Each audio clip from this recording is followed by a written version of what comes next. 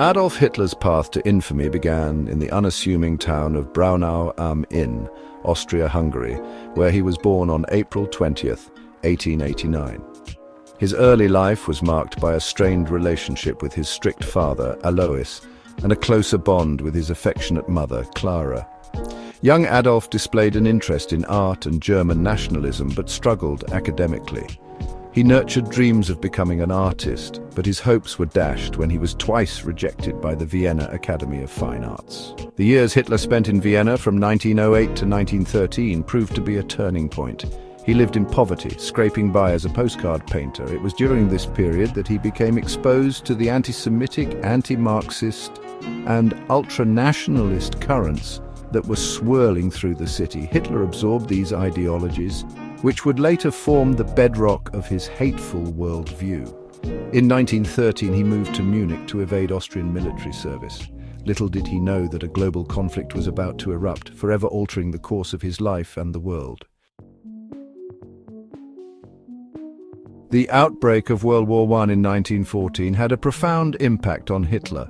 He eagerly volunteered for the German army, seeing the war as an opportunity to prove his patriotism.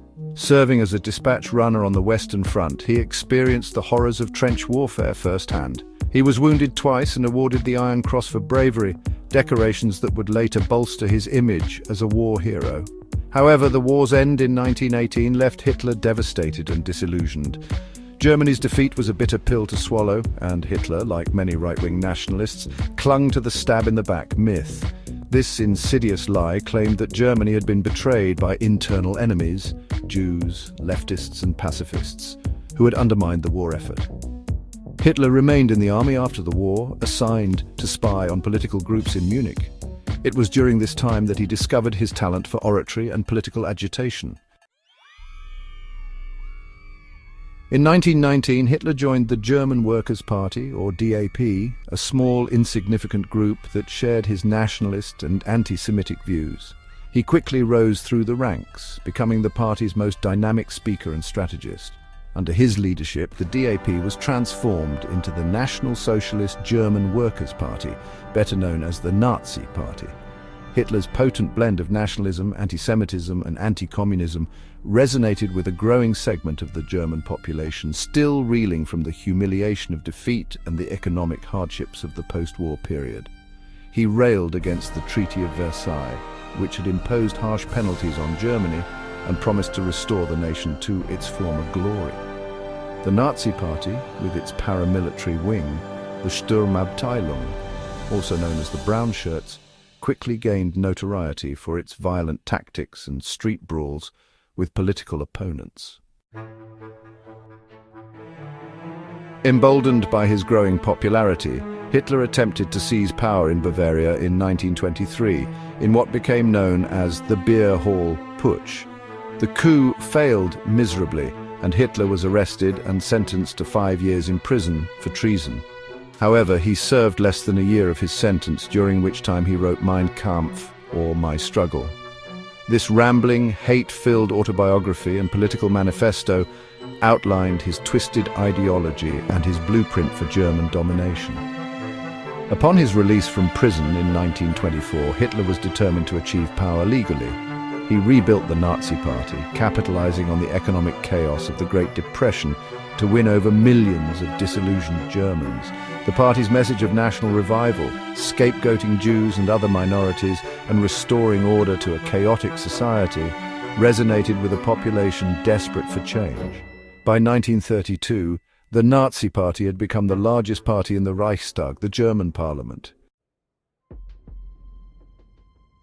Section 5. The grip tightens, Hitler consolidates power, from 1933 to 1939.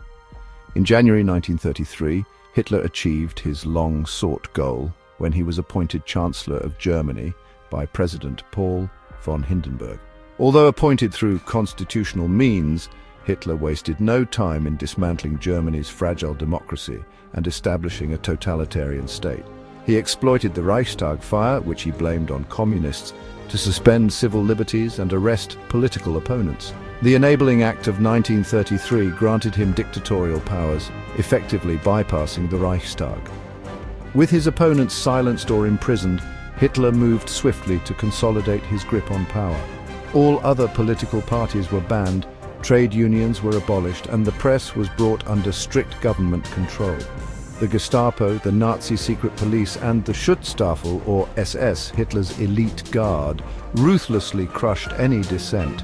In 1934, following the death of President Hindenburg, Hitler declared himself Führer, or leader, of Germany, assuming absolute power over the state.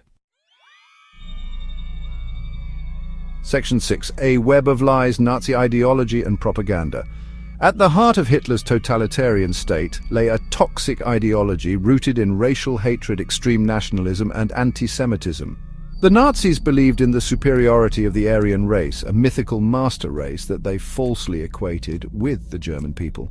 Jews, deemed a parasitic race that threatened the purity of the Aryan bloodline, became the primary targets of Nazi persecution. Propaganda masterminded by Joseph Goebbels played a crucial role in disseminating Nazi ideology and shaping public opinion. Through carefully crafted messages disseminated through radio, film, newspapers, and mass rallies, the Nazis glorified Hitler as a messianic leader, instilled fear of enemies both internal and external, and promoted a cult of personality around the Führer. Section 7. Terror and Tyranny, Domestic Policies under Hitler.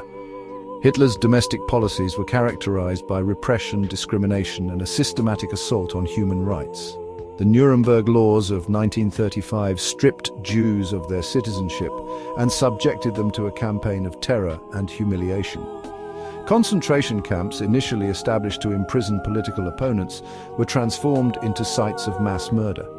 The Nazi regime also targeted other groups deemed undesirable or inferior, including Roma, homosexuals, Jehovah's Witnesses, and people with disabilities. In an effort to create a racially pure German society, the Nazis implemented horrific racial hygiene policies, including forced sterilizations and the T4 euthanasia program, which resulted in the murder of hundreds of thousands of people with disabilities. Section 8. A Continent on Fire. Hitler's Road to War, 1939 to 1941. Driven by his twisted ideology and a thirst for territorial expansion, Hitler pursued an aggressive foreign policy that ultimately plunged the world into another global conflict. He aimed to overturn the Treaty of Versailles, restore German military might, and achieve a Lebensraum, or living space, for the German people in Eastern Europe.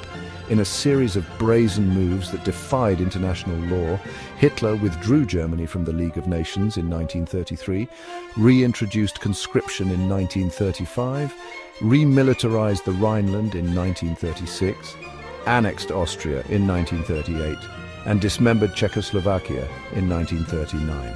Despite efforts by Britain and France to appease Hitler through diplomacy, his expansionist ambitions ultimately proved insatiable. Section 9. Ruin and Suicide, the Final Years of the Third Reich, 1941 to 1945. On September 1, 1939, Hitler unleashed World War II when he invaded Poland. Britain and France declared war on Germany, marking the beginning of a conflict that would engulf the globe and result in an estimated 50 to 85 million deaths. Initially, Hitler's blitzkrieg, or lightning war tactics, utilizing tanks, planes, and coordinated attacks, proved devastatingly effective.